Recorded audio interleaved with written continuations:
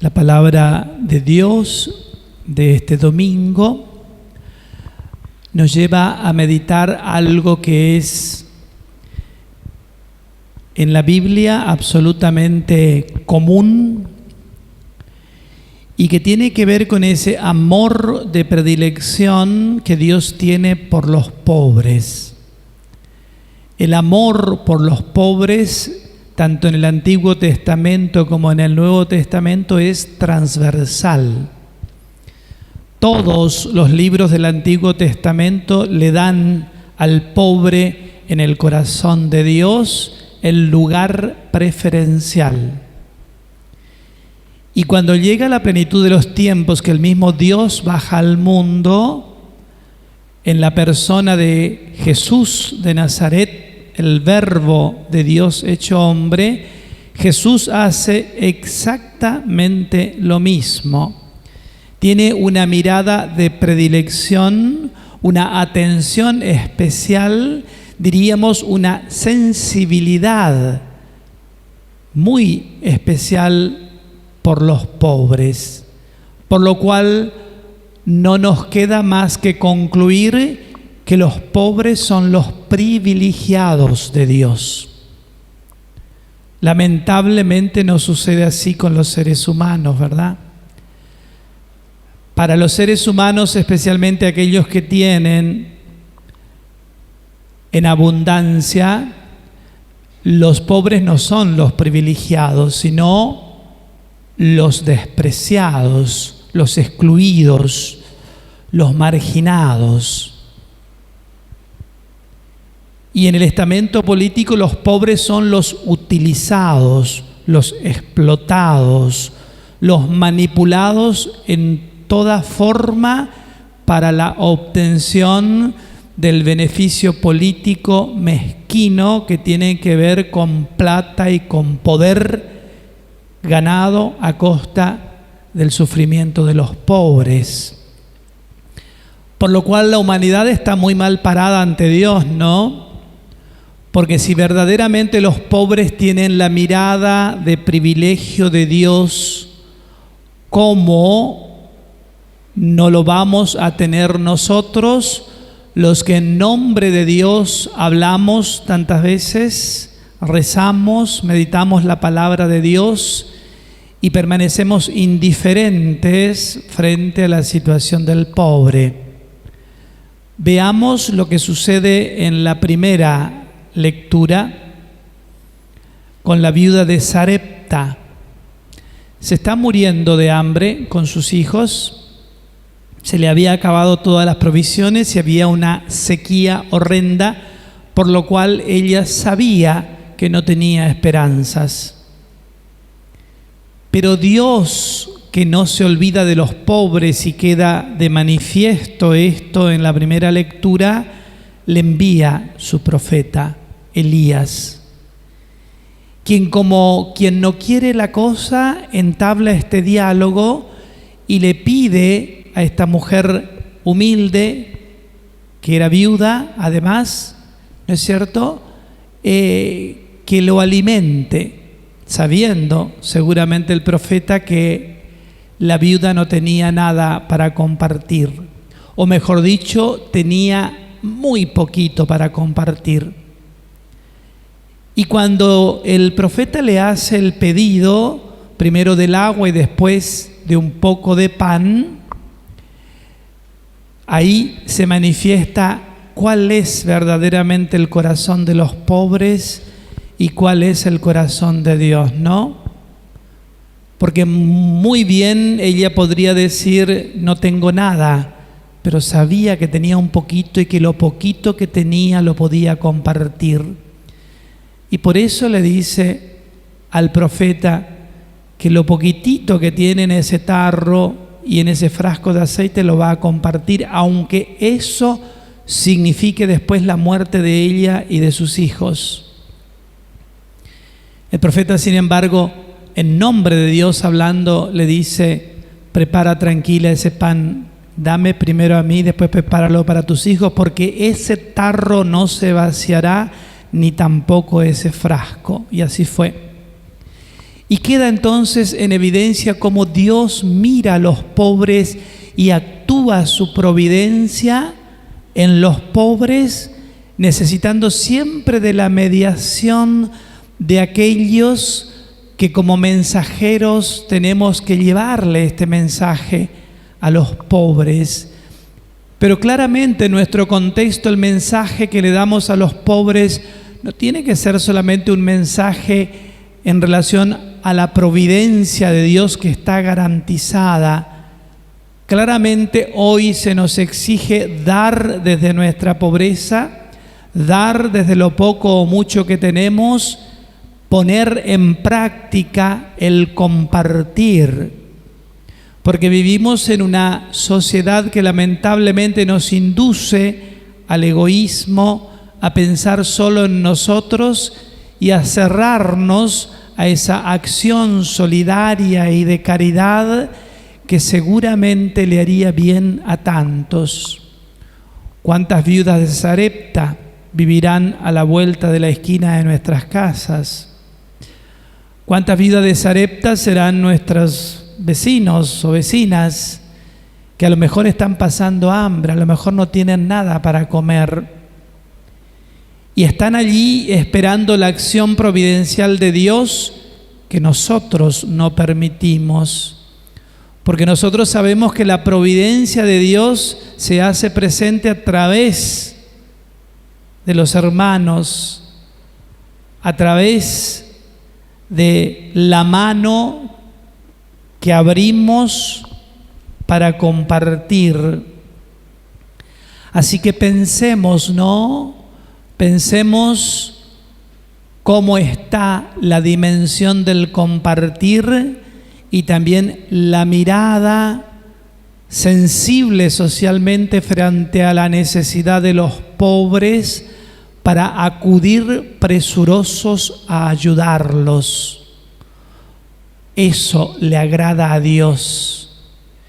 Y lo más importante de todos es que la acción providencial divina que se manifiesta a través de los hermanos en relación a necesidades que tienen los pobres, después se transforma también en providencia sobreabundante de aquel que da. Dios no nos deja con las manos vacías, pero hay que aprender a dar hasta que duela, como decía Madre Teresa de Calcuta, porque después veremos en el Evangelio que es fácil dar desde lo que nos sobra. Es fácil dar ropa vieja, usada. La gente de Cáritas sabe muy bien que mucha gente utiliza los depósitos de Cáritas como un lugar donde mandan la ropa sucia, rota, que ya no les sirve, y a eso le consideran un acto de caridad. Los pobres merecen de nuestra parte lo mejor.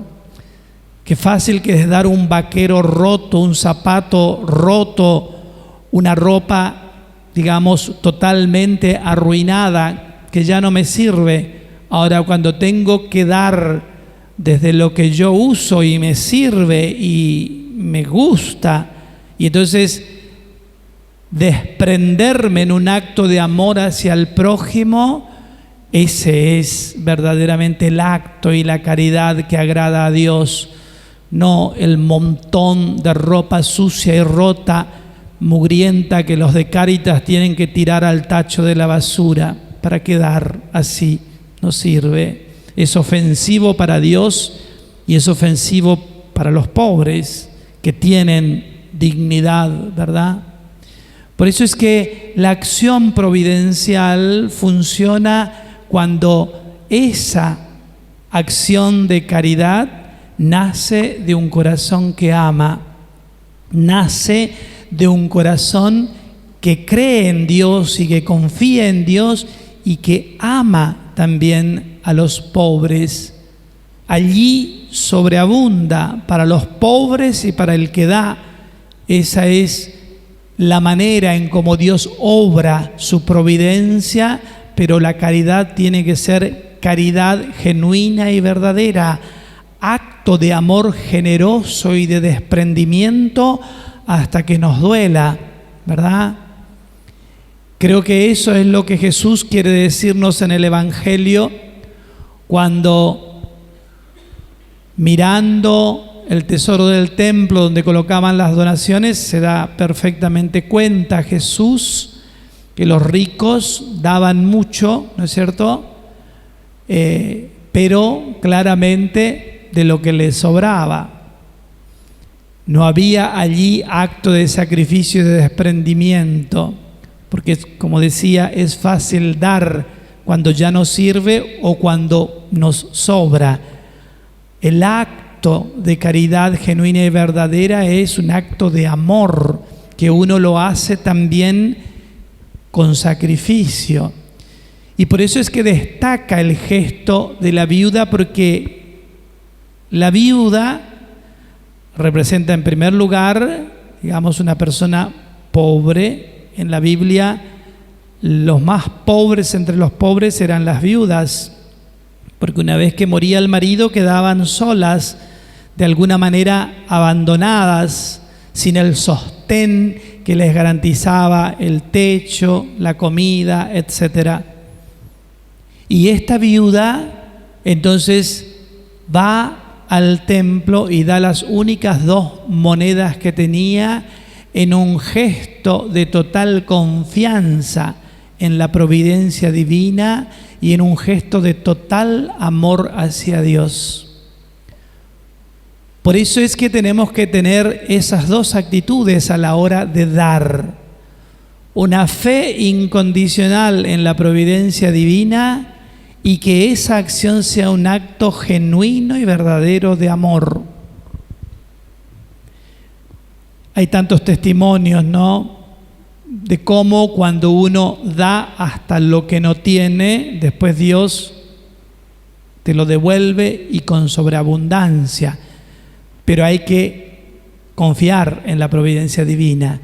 Cuando nosotros a veces nos cuesta compartir y mezquinamos, es porque dudamos de la providencia divina. Natural e instintivamente queremos guardar, queremos conservar. Y eso no es que esté mal, pero frente a la necesidad de alguien que tiene mucho menos y que sufre mucho más que uno, me parece que lo que se impone es el desprendimiento en la confianza absoluta de que si allí hay un acto de amor genuino y verdadero, Dios no dejará a ninguno de los 2, ni al pobre ni al que comparte con las manos vacías, porque Dios es generoso en su sobreabundancia y en su providencia. Pero tienen que entrar en juego estos 2 aspectos: el amor y la confianza total en Dios y en su providencia, y el amor absoluto hacia el pobre, que nos hace conmover el corazón y entonces movernos para hacer algo, para saciarle su hambre, para vestirlo, para cuidarlo, para curarlo si está enfermo, para acompañarlo si está solo, etcétera, etcétera. Y cuando les decía que hay tantos testimonios de cómo funciona verdaderamente la providencia cuando hay fe en Dios y amor por los pobres, esas 2 cosas son fundamentales para que obre la providencia. Dios manifiesta de manera impresionante, impactante, nos deja con la boca abierta a veces con su providencia, ¿no? Y entonces cuenta Chiara Lubich que un día ella había armado su comunidad de laicas, todas chicas, en Italia, en Trento, para hacer una comunidad de vírgenes consagradas a Dios, y vivían en comunidad. Ella era maestra, otra trabajaba en la estación del ferrocarril, y el sueldito que juntaban, eran tiempos muy difíciles en Europa, ponían todo en común, en una cajita, en primer lugar para comprar mercadería para los pobres y lo que sobraba para poder ellas alimentarse. Y así vivían, ¿no? Y la gente también le traía cosas. Un día dice Kiara, estaba yo escribiendo y siento que golpean la puerta y Natalia sale a abrir. Y siento la voz de una mujer que le dice, no tengo nada para darle de cenar a mis hijitos, ¿no tendrán ustedes algo? Y entonces escucha que Natalia le dice, se terminó todo, no tenemos nada. Entonces Kiara sale disparada hacia la puerta y le dice, Natalia, ¿de verdad no tenemos nada? Y entonces Natalia le llama así detrás de la puerta y le dice, 3 huevos nos queda, pero para la cena nuestra. No, le dice Kiara, es de ella, tenés que darle, es de los pobres eso. Entonces Natalia, un poco avergonzada, se va y busca los 3 huevos y le entrega a esta señora para que le prepare algo para sus hijitos, y la señora se va. Y cuenta Kiara, no habrán pasado 10 minutos, nosotros estábamos dispuestas a ayunar, porque ayunábamos también, dice Kiara, esa noche se ve que el Señor nos pedía ayuna, íbamos a ayunar, dice, cuando golpean de nuevo la puerta, y entonces aparece una señora que venía del campo, ¿no? Con un canasto lleno de huevos. La señora le dice, la verdad que pensé en ustedes que ayudan tanto a los pobres, aquí les traigo la colecta de huevos de este día que fue sobreabundante. Dice, nosotros dimos 3 y el Señor nos devolvió 3 docenas. Así funciona la providencia. Cuando uno da, Dios te devuelve siempre multiplicado. Y por eso es que quizás también a la Argentina no le vaya tan bien, ¿no? Además de todas las lecturas que podemos hacer en relación al desorden absoluto en el que vive nuestra dirigencia, nuestros políticos, ¿no? Que la verdad que nos hacen sufrir un montón a los ciudadanos argentinos, la absoluta impericia que tienen para administrar y gobernar, y las otras fallas que son más graves que tienen con la corrupción y el robo descarado de los bienes del Estado y de los bienes de los pobres, ¿no? Pero además de eso, digo, a nosotros, ciudadanos comunes, a veces somos mezquinos, ¿no? Mezquinamos, especialmente los que más tienen, son mezquinos, no quieren compartir con los pobres y acumulan y acumulan y acumulan y acumulan. ¿Para qué? Para que se lo coman los gusanos. Y quizás por eso Argentina pasa por una etapa de purificación hasta que aprendamos que tenemos que unirnos, que tenemos que poner lo poco o lo mucho que tenemos para ayudarnos mutuamente, y acaso cuando crezca esta conciencia del compartir nos comience también a nosotros a ir un poco mejor. Pensemos y convirtámonos a este espíritu genuino de la caridad y del compartir. Que así sea.